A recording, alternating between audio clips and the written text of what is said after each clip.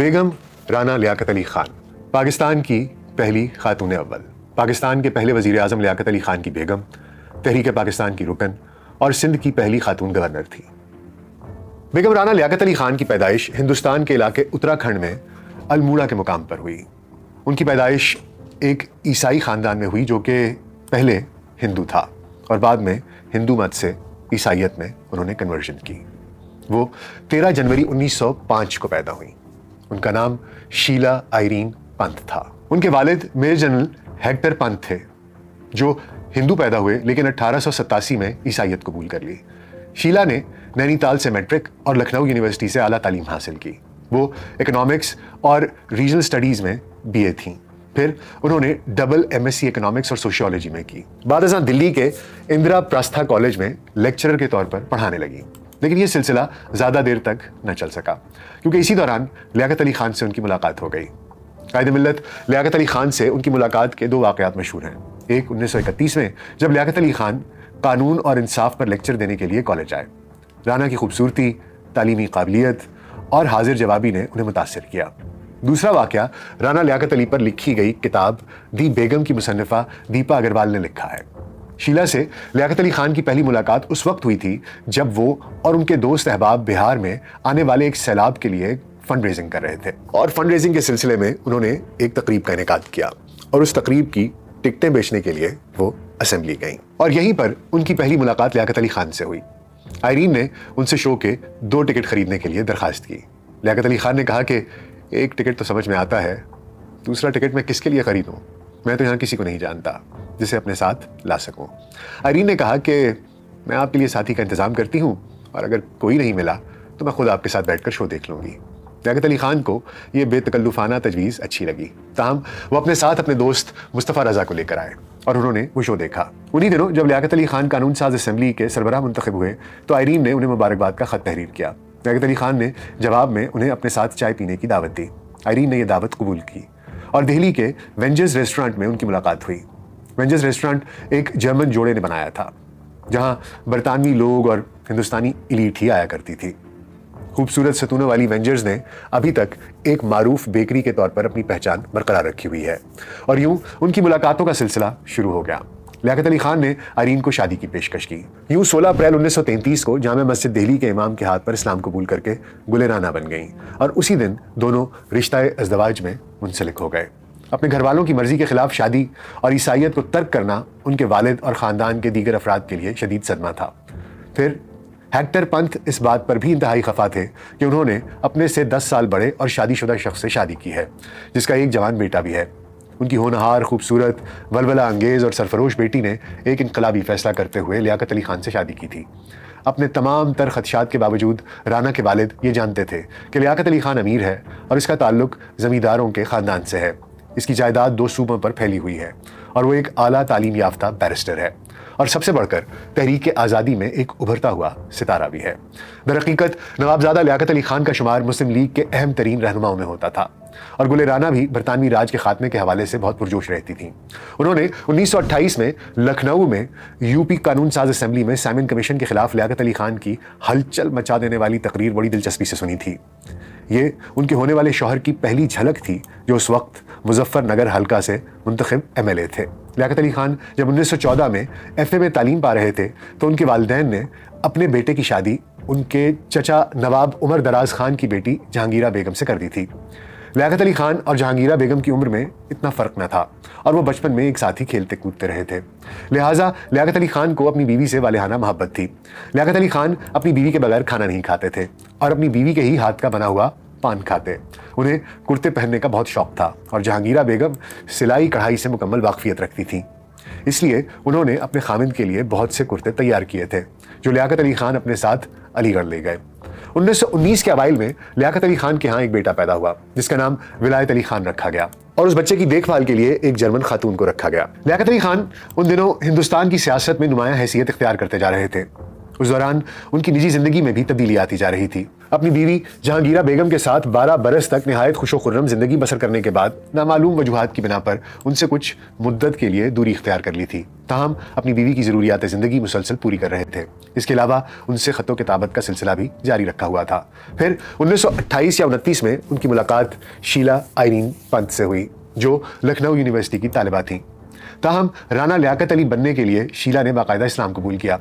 यहाँ ये बात भी काबिल ज़िक्र है कि राना ने ईसाइयत तर्क करके इस्लाम कबूल किया, जबकि उनके ब्राह्मण दादा तारादत्त पंथ ने हिंदू मत तर्क करके ईसाई मजहब कबूल किया था। तारादत्त पंथ के इस फैसले पर लोग काफ़ी हैरान थे, क्योंकि नीची जात के हिंदुओं का हिंदू मत तर्क करना एक आम सी रविश थी, लेकिन एक आला जात के ब्राह्मण का तर्क हिंदू मत करना और ईसाइयत को कबूल करना एक अनहोनी और अनोखी बात थी। शादी के बाद हनीमून के लिए 1933 में दोनों मियाँ बीवी नवाबजादा लियाकत अली खान और गुल राना लंदन पहुंचे और मिस्टर जिन्ना, जो अभी कायदे आज़म नहीं बने थे, उनसे मुलाकात की और उन्हें वापस इंडिया आकर सियासत का आगाज़ करने की दरख्वास्त की। कायदे आज़म ने उन्हें कहा कि आप जाकर हालात का जायज़ा लें और फिर मुझे ख़त लिखिएगा। मोहम्मद अली जिन्ना इंडियन सियासत से बेजार होकर लंदन चले गए थे और वहाँ प्रैक्टिस शुरू कर दी थी।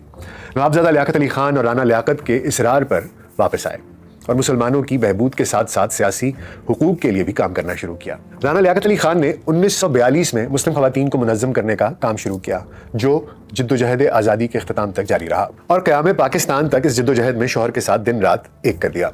पाकिस्तान बनने के बाद वो वज़ीर आज़म की बेगम होने के नाते फर्स्ट लेडी बनी। बेगम साहिबा इक्तिसादियात में महारत रखती थीं और उन्हें अंग्रेज़ी ज़ुबान पर मुकम्मल उबूर हासिल था। चुनाचे 23 मार्च 1940 की करारदाद लाहौर के मुअय्यद चौधरी खलीकुज़्ज़मा के बयान के मुताबिक कायदे-आज़म ने करारदाद के मतन को संवारने का काम बेगम साहिबा के ही सुपुर्द किया था और करारदाद के बुनियादी नकात की तजावीज़ में भी उनका अमल दखल था। क़याम पाकिस्तान से कबल मुसलमानों के लिए बरसगीर में अलहदा कौमी वतन के हुसूल की जद्दोजहद में बेगम साहिबा बहुत मुतहर्रिक थीं और क़याम पाकिस्तान के बाद उन्होंने मुल्क में तरक्की और हुकूक निस्वां के मैदान में बेमिसाल कारहाय नुमायां अंजाम दिए। ख़वातीन को अस्करी शोबे में तरबियत की फराहमी के लिए बेगम साहिबा ने पाकिस्तान विमेन नेशनल गार्ड कायम की। मुल्क में या शायद पूरी मुस्लिम दुनिया में ख़वातीन की पहली तंजीम की तश्कील का सेहरा भी इन्हीं के सर है, ऑल पाकिस्तान विमेन एसोसिएशन यानी अप्वा। ये वो एसोसिएशन थी जिसके तहत बरसगीर की मुसलमान ख़वातीन को मुतहर्रिक किया गया। इनको समाजी कामों की समत रग़बत दिलाई गई, जबकि दूसरी जानिब औरतों के लिए रोज़गार के मौक़े फराहम करने का बंदोबस्त किया गया ताकि वो मर्दों के शाना बशाना कौमी तरक्की में अपना किरदार अदा कर सकें। शमीम अली आबादी के अशार हैं कि नकाब शब में जमाल सहर तलाश करें, चलो तबस्सुम गुलहाए तर तलाश करें, फिजा पे मौत का छाया हुआ है सन्नाटा, फिर आओ वलवलाए बहर बर तलाश करें, तवहमात की पुरहौल बदलियों में शमीम, चलो हक़ाए के नूरे सहर तलाश करें। बेगम साहिबा की ज़ेर क़यादत अप्वा की जानिब से तालीमी इदारे कायम किए गए। मुल्क में महाजरीन की आबादकारी के लिए मकानात तामीर कराए गए। पाकिस्तान में ख़वातीन के लिए होम इकनॉमिक्स कॉलेजों का क़याम उनकी दिलचस्पी का मज़हर है। मुल्क भर में घरेलू सनतों के फ़रोग़ और ख़वातीन के लिए रोज़गार के मौक़े पैदा करने का एहतमाम किया गया। उनकी तैयार करदा मसनूआत को मंज़र-ए-आम पर लाना और फ़रोख्त करना, इस सब के लिए मराकज़ कायम किए गए। पाक बहरिया के साबिक सरबराह वाइस एडमिरल HMS चौधरी का बयान है कि बहरिया में ख़वातीन को मुतारिफ़ कराने के लिए बेगम साहिबा की तजवीज़ पर कराची और चिटागोंग में विमेन नेवल रिजर्व दस्ते तरतीब दिए गए, जिनको मुकम्मल अस्करी तरबियत फराहम की जाती थी। ख़वातीन के ऐसे दस्तों का क़याम न सिर्फ इससे कबल बल्कि बाद में भी साल हा साल तक तीसरी दुनिया के किसी मुल्क में इसका वजूद न था।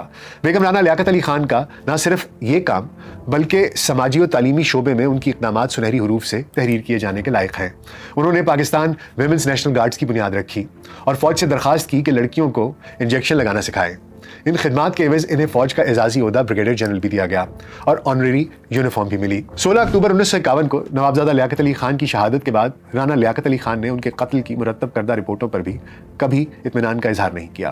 कत्ल की तफ्तीश पर मामूर इंस्पेक्टर जनरल पुलिस साहिबजादा एतजाज़ुद्दीन की पुरस्रार हलाकत ने भी उनके शुकूक व शुबहात में इजाफा किया। मुहतरमा राना लियाकत अली खान अखबारी बयानात में हुकूमत पर तनकीद करती रहीं। हुकूमत ने इन्हें खामोश रखने के लिए पहले इन्हें अक़वाम मुत्तहिदा में पाकिस्तान की नुमाइंदगी के लिए नामज़द किया, फिर 1953 में मलका एलिज़ाबेथ के जश्न ताजपोशी में शाही मेहमानों की हैसियत से रवाना किया। उन्होंने बहैसियत सफीर नेदरलैंड्स, इटली और ट्यूनिस में सफारतकारी के जरिए पाकिस्तान का इमेज बुलंद किया। हॉलैंड के पाकिस्तानी सफारत खाने में बेगम साहिबा के साथ तैनात एक मारूफ सफारतकार बरजीस हसन खान का बयान है कि 1956 में नहर स्वेज के बहरान के मौके पर बेगम साहिबा पाकिस्तान के नुक्ता नज़र से मुतमईन न थीं। उन्होंने वजारत खारजा को एक मुरासले के जरिए अपनी बरमला राय का इजहार किया था और मशवरा दिया था कि पाकिस्तान नौ आबादियाती निज़ाम के खात्मे के लिए कायद आज़म लियाकत अली खान और मशाहीर पाकिस्तान के मौक़िफ़ पर कायम रहते हुए नहर स्वेज के तनाज़े में मिस्र की मुकम्मल हिमायत करे और बरतानिया, फ्रांस और इसराइल हमला आवर ममालिक पर नहर स्वेज को कौमी मिल्कियत करार देने के लिए मिस्र के जायज़ और कानूनी मौक़िफ़ को तस्लीम करे। साबिक निगरान वज़ीर आज़म गुलाम मुस्तफ़ा जतोई का बयान है कि बेगम साहिबा अपनी आरा के इजहार में किसी मसलहत से काम नहीं लेती थी। 14 सितंबर 1954 को उन्हें हॉलैंड में सफ़ीर तैनात किया गया तो उस मुल्क की मलिका से उनकी दोस्ती हो गई। वो चेस खेला करती थी। एक दिन मलिका ने कहा कि अगर तुम मुझसे जीत जाओ तो मैं अपना महल तुम्हारे नाम कर दूंगी। उसने इत्तफाक कि राना लियाकत उस रोज जीत गई तो मलिका ने कहा कि मैं अपने वादे के मुताबिक ये महल कल ही आपके नाम करती हूँ। लेकिन राना ने फौरी इनकार कर दिया और कहा ये महल आप मेरी बजाय मेरे वतन पाकिस्तान के नाम कर दें। चुनाचे मलिका ने वो महल पाकिस्तानी हुकूमत के नाम कर दिया। आज भी हमारे वतन अजीज़ का सफारत खाना इसी महल में अपने फ़राइज़ सरंजाम दे रहा है। 60 की दिहाई में वो इटली और ट्यूनिस में भी सफ़ीर रहीं। बेगम राना लियाकत अली खान को यह भी एजाज़ हासिल है कि वो पाकिस्तान की तरफ से किसी मुल्क में पहली खातून सफ़ीर थीं और फिर जब वो गवर्नर सिंध मुकर्रर हुई तो यूनिवर्सिटियों की पहली खातून चांसलर होने का एजाज़ भी इन्हीं के हिस्से में आया। 1972 में उन्होंने भुट्टो साहब की पीपल्स पार्टी का साथ दिया और भुट्टो हुकूमत में वजारत ख़जाना की मुशीर भी रही। भुट्टो साहब ने ही 1973 में उन्हें सिंध की गवर्नर मुकर्रर किया और 1976 तक वो इसी ओहदे पर काम करती रहीं। ज़ियाउल हक की आमद पर वो बहुत परेशान हुई और भुट्टो साहब की शहादत पर वो 2-3 दिन तक मुसलसल रोती रहीं। वो जमहूरियत के हक में और मार्शल लॉ के सख्त मुखालिफ थीं।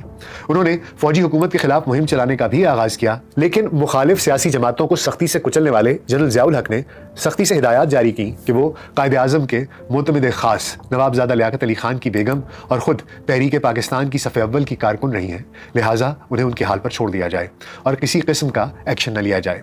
उनके 2 बेटे अशरफ लियाकत 13 अक्टूबर 1937 और अकबर लियाकत 19 अप्रैल 1941 को पैदा हुए।